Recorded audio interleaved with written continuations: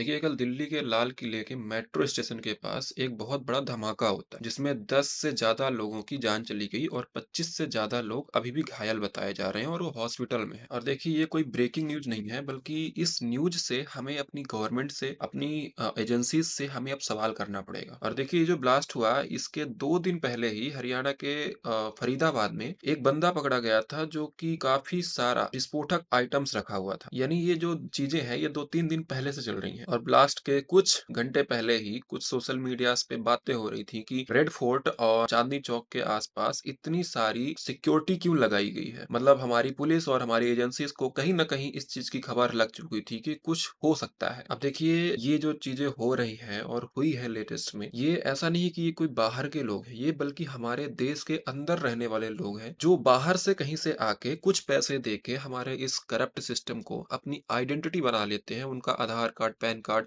सारे डॉक्यूमेंट्स उनके बन जाते हैं और वो हमारे इंडियंस के साथ इतना घुल-मिल के रहते हैं जैसे वो यहीं के हों, और वही लोग आगे चल के ऐसी घटनाओं को अंजाम दे देते हैं। और फिर हमेशा की तरह हम फिर से कह देते हैं कि इस बार हमारी इंटेलिजेंस फेलियर है। ये कोई इंटेलिजेंस फेलियर नहीं है, बल्कि ये करप्शन का एक मॉडल है, जो कुछ पैसों के लिए उनकी तरह-तरह की आइडेंटिटी कार्ड बना देते हैं। और जब कभी गलती से कोई स्लीपर सेल पकड़ा जाता है या कोई आतंकवादी पकड़ा जाता है, उसको हमारे जेल में मोबाइल फ़ोन एंड उसको सारी इन्फॉर्मेशन पहुँच जाती है। तो भैया, ये जो ब्लास्ट होते हैं, ये जो अटैक होते हैं, टेरर, ये कहीं बाहर से नहीं, बल्कि ये हमारे देश में ही रहने वाले लोग करते हैं। उनके साथ-साथ जो हमारे करप्ट सिस्टम के जो ऑफिसर्स हैं, जो दलाल हैं, वो ये करते हैं।